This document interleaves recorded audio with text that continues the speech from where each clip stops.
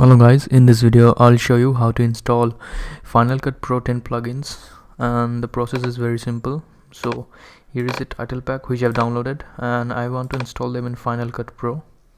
So first you have to do is open a new Finder window and then click on Go and click on Home, and now you have to go to your home folder, and here you have to go inside Movies, and Motion Template is where the plugins will be installed.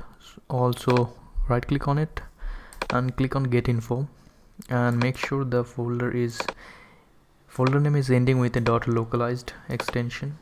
You can copy it because we need it later.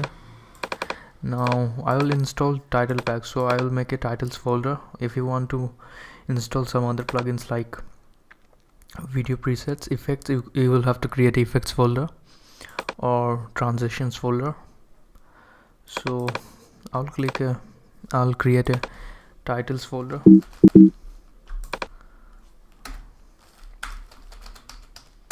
and after creating the folder, right click on it, click on Get Info, and here you have to add the .localized extension. You can type it. So that is it. Now inside the folder just copy your files. I'll copy it and paste it. That's it.